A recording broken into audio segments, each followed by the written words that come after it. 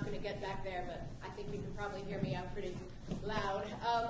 The way this kind of worked is the children did a lot of writing, and then I kind of came in to give them just a flash of another way of expressing themselves or taking their writing to another level through visual art.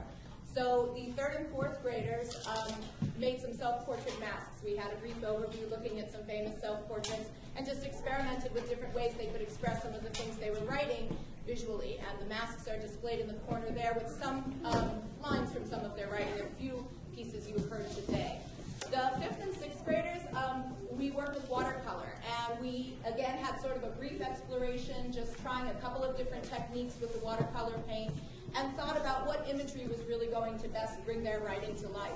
And those pieces are displayed in a sort of accordion book in the back. It's that side of the house there. Hopefully you'll have a minute when this is all over to explore all of this if you haven't already. Finally, the Otis group, I thought shadow puppets might be a neat way to bring some of their dramatic dialogue to life.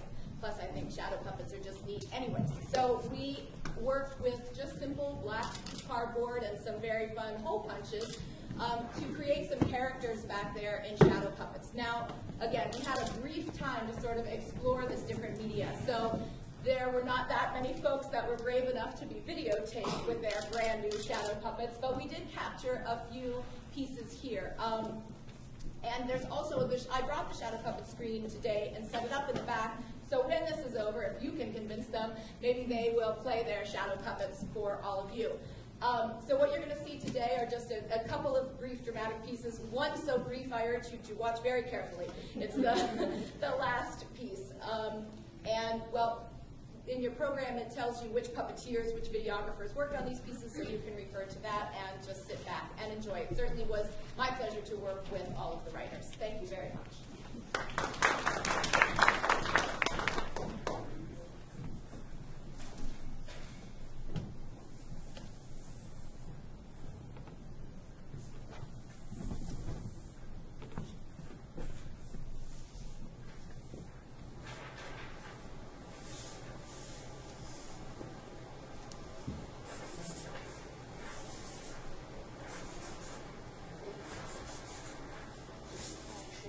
Are you starting to sneak up on me like you did the City of Terror press?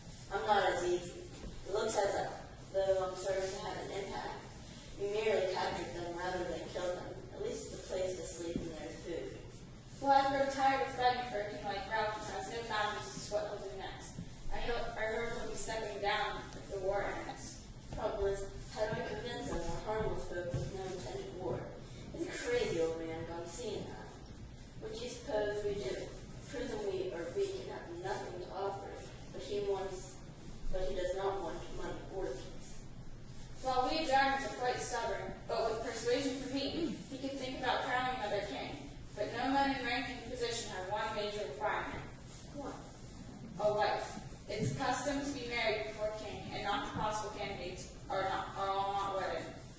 Who are the candidates? Perhaps if I see one fit, a person from my village, who may bring peace by marrying our nations together. My thoughts exactly. My brother, Romeo, the fellow general, Cregan, and I, myself, all stand in positions of possible heirs. You do? Excellent. I'll find a girl who will join our nation. Well, you see, I have someone in mind. She's beautiful and like-minded for myself. Who? My sister Natal, perhaps? No, you.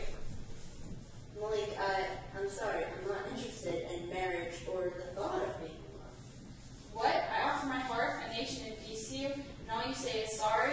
Have you no heart? Have I no heart? Your thick-headed and brute-hearted people have chased after me since my arrival. You're just the same selfish, repulsive, and even. And if I was slightly interested in romance, you'd scare me off faster than my feet, as fast as my feet could carry me. If not for romance, not for the power to control a nation of fierce warriors, but for the peace between lands, you needn't love me, just be mine. No, my country may be weak, but we're not pathetic fools. I offer every other solution, even my sister's brutes. If I can't have you, and I want to be only king with you by my side, as the one wish that we both want, let your sister, or rather to me, your choice, be my queen. It shall be done, but for your sake, never see me again, please. I head home tonight to begin to prepare the evening.